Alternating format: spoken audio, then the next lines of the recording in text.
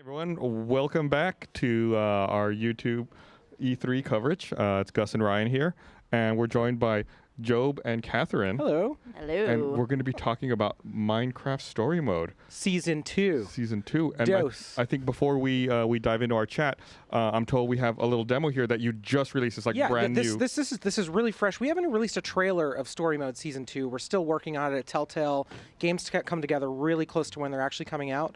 We have this epic, huge, boss battle scene with all the characters and Jesse, and I don't want to spoil anything, but I think we can just cut right to it and let the clip speak for itself. Why don't we show it, and then we'll come back and we'll get into the details about it. Sounds good. Now, if only our way out wasn't blocked by all those freaky soldiers. Perhaps they went away? I'm guessing no.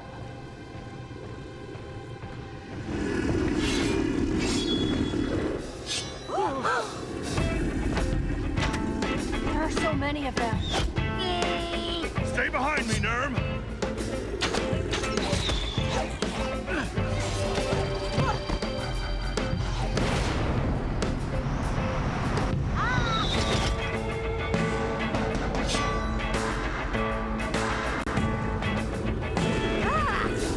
Worst statues ever. Oh, jeez. Big hand. Very big. Think now might be a good time for that structure block? I don't know how it works. Try everything then! Now! Please!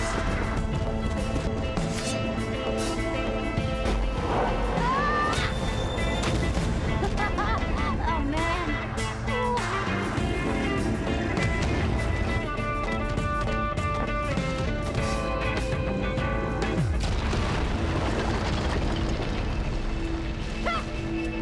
Hello, Jesse. It talks. Here they come!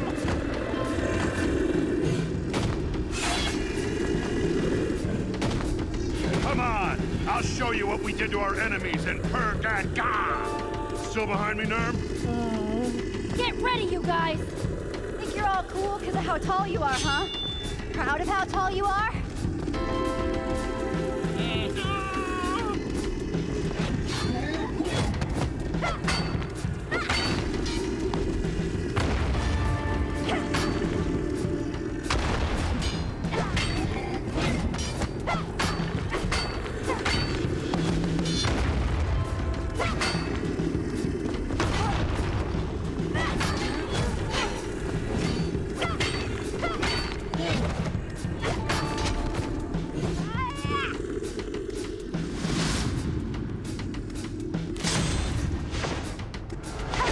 In your face.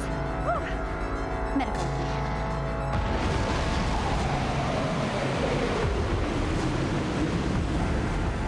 Why, hello. Hi.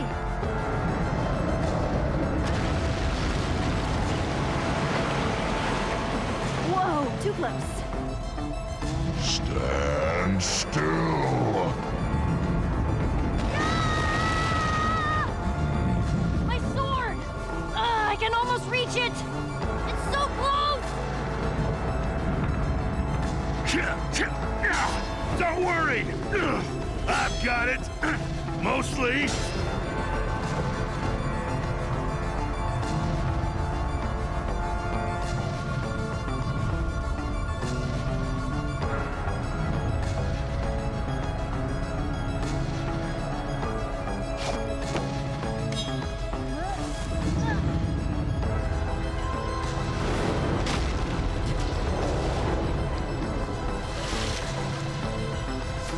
Whoa, close call.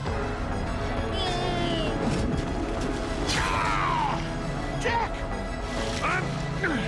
I'm okay. Mostly. Jack, I'm so sorry. It's all right.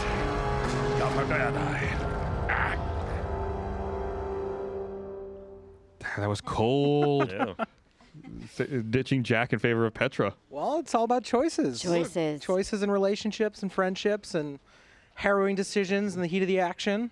I mean, that was clearly the right choice, though. It was think about, okay, so in my mind, when I look at, Telltale, you always have choices like this in all the different games. I always think about the wording. It was save Jack or help Petra. So in my mind, save takes priority. See, Petra isn't the kind of character that might always need saving, but, that sword is pretty important to her, and it seems like that was maybe out of reach.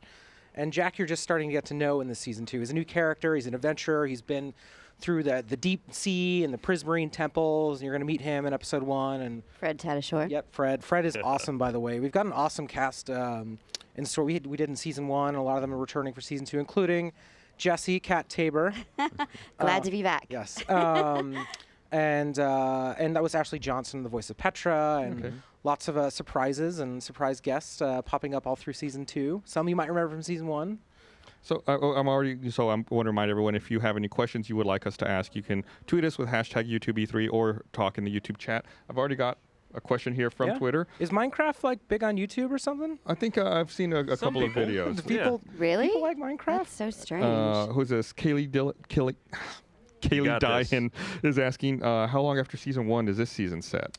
It's tough because the passage of time is kind of flat. It's not like they're all aging and they're in their 30s or 40s. You meet older characters, but there's also younger characters. There's not a lot of children, like childhood to adult happening. It's about a year or 2 maybe, but years don't really progress. You do have raise night an and day. interesting point. We don't know a lot about the life cycle of a Minecraft person, do we? You don't. Where do they come from? I don't. It's some secret hidden server somewhere. Maybe we'll explore this at some point. Yeah. Well, I mean, Who that's an interesting question. Like, there's so much that's unknown, right? Like, Minecraft as a game is famous for not really having a story, right? Like, it's whatever the player made on their own. And this is a question for both of you. Like, how difficult is it to craft a story out of that, and then how difficult is it to breathe life to a character that's famous, or characters that would be famously bland and have no character? It is incredibly. It's not easy, but it's easy when you have partners like Mojang. We were big fans of Minecraft years ago. Back when we had this idea, we were all playing around the office. Everyone, our families were playing. We were already working with Gearbox on Tales from the Borderlands, so this idea of working with other developers to make a Telltale series based on another game was kind of really hot. We were like, oh man, imagine if we... And then Minecraft came up and we all got excited, and they were fans of what we did, and they were big fans of The Wolf Among Us. And it was a great game. Yeah, thank you. We connected with them, and they were like, yeah, hell yeah, let's do something. And Minecraft has always been, effectively whatever the player wants it to be. There is no story, but players can create any stories they want, either in their own head or making their own YouTube videos. And they just kind of gave us the keys to this universe and to this logic, and kind of helped us, kind of stay within the logic of Minecraft, but create something that was fun and exciting and kind of stuck to the core tenets of what Minecraft is: survival, crafting, friendship, playing with friends. And we kind of landed somewhere that, for us, we definitely wanted to echo movies that we grew up with, like The Goonies, and getting together, going on an adventure, a little bit of the Ghostbusters, and fighting big, crazy, giant monsters. And it's awesome that Mojang just kind of lets us make these stories that we want, and the stories that the fans want, and it's awesome to have an awesome cast that can breathe life into them. Thanks. Yeah, we also have really great writers. I mean, I think that's what, and Eric Sturpey, who was with us most of the week, and his team, they just write such funny, great stuff that we just come in and get to say these, funny things that they've written for us. And I think the casting has been really, not speaking of myself, but everybody else, the casting's been so great that, again, we have such great actors that care about what they're doing. And everybody on the project really cares about making something good and that fans are going to enjoy. So it's kind of easy then to breathe life into something when it already has quality. And I just think it has heart. And that's what, and Jessie has heart, and her friends have heart, and I think that's why people identify with them. And hopefully, there's someone in the team that you identify with and you enjoy playing. And there's heart, but we always, in every Telltale game, we give you the space to swing that character in whatever direction you think is tailored to you. It's really about role-playing. A lot of people play our stuff, and maybe they aren't really familiar with it and understand. It's really about decisions and relationships, and effectively, it's kind of the most distilled version of role-playing there is. When you think role-playing in video games, you think systems and items and leveling up and grinding and like big, vast open spaces, and that's like RPG to us. But for Telltale, it's really about getting to the role of a character and playing through that drama or that comedy or that sci-fi and taking that character in any direction you really want to take it. I mean, that is almost synonymous with the kind of classic Telltale's line, X will remember this. Exactly. You always know when you've maybe just messed up your life forever when that pops up on screen. I mean, and in that thread, Telltale has never really shied away from, having fun with the properties, but also not being afraid of, dark stuff can happen. Oh, yeah. Well, I think I would assume that a lot of this audience maybe have already played Season 1, but there was, I'll refrain from the name, there was a very beloved and the internet's hot. Well-remembered four-legged friend that maybe didn't make it. I'm still devastated, by the way. I pretty much still bring this up in every session. We still get letters. I'll just say we still get letters about Ruben, and every day we'll get like hand-drawn pictures of Ruben and hashtag when will he respawn? Yes, it's very and I'm fighting for it to this day. It's something that it's having that level of responsibility as a developer. Where, a lot of people that came into Telltale, after sort of the Sam and Max era and came in around Walking Dead and played something like that and cried and had this deeply emotional experience and learned about loss and responsibility. That was something we were kind of teaching to a mature audience. And with Minecraft having, a story where effectively someone that you cared about or someone that you loved maybe wasn't going to make it, and we knew that was going to be played by so many people in a younger audience and people just coming into the Telltale experience, it was kind of important to kind of help that lesson be learned, that it was kind of like an Old Yeller moment. We all kind of grew up with that, and there's something that you can learn and take away from our stories, and that's important. It's a huge responsibility. I'm not saying no one will ever come back. I'm not saying it's a permanent thing. It is Minecraft. I will say we have a llama in Season 2. So easily replaced. Come on. It's there's a lot to learn in our stories, and it's awesome to have that connection with our audience. Well, what can people expect tonally from Season 2?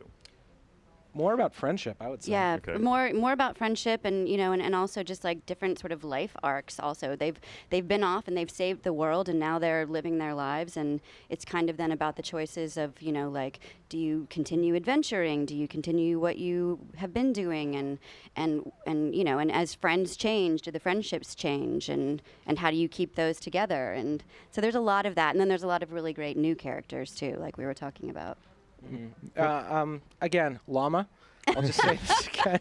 Look, our hearts may be not ready to be repaired quite yet, but yes, I'm willing to go out on a limb for a cute enough llama. Okay. Ruben cannot be replaced. One of the things I wanted to ask about was crowd play. Yes. And the way that you all approach interaction when people are playing and streaming, and having a large crowd that can affect the game. Like, how important is that to the story? Super. It was kind of a passion project for us of having this sort of audience-driven narrative.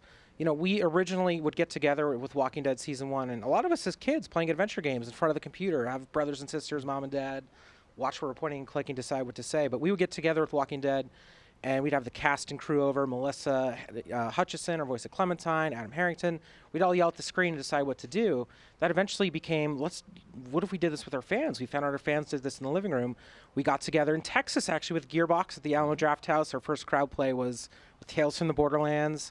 That scaled up. We kept doing that. We did that with you at the Cinerama Dome. Which was so much fun. Yeah, 2 years ago in Hollywood. 1,000 fans showed up. We're all yelling. Last year, we launched a new platform integration called Crowdplay with Batman. It's also in Walking Dead: A New Frontier. It will be in Minecraft Story Mode Season 2, where anyone who's playing the game can control the core character's movements. But as the rest of the living room sits on the couch and is watching the TV, log in from your cell phone or your iPad, and the audience can control the narrative. Scaling that up a whole other level, we're working with the guys at Mixer, formerly known as Beam, the guys at Microsoft, on their streaming service. You can actually key in to the game, and the audience watching the live stream can control the core streamer's narrative. Now, does that integration help kind of reduce the latency between streamer and audience? Yeah, so I'll just say this. With other streaming services, there's about a 10, 12-second delay. With Mixer, there's no latency, so it's that instantaneous. Really? Okay. You don't have to stop and wait for your audience to integrate. So I don't want to step on any of our partners' toes here, but check it out on Mixer first. In the future, it'll come to other platforms, we hope. And we hope to do more big events. RTX is coming up. Yeah.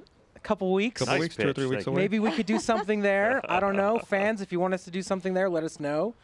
How can they let you know? Via social media platforms? Via social media, follow us at Telltale Games on Twitter.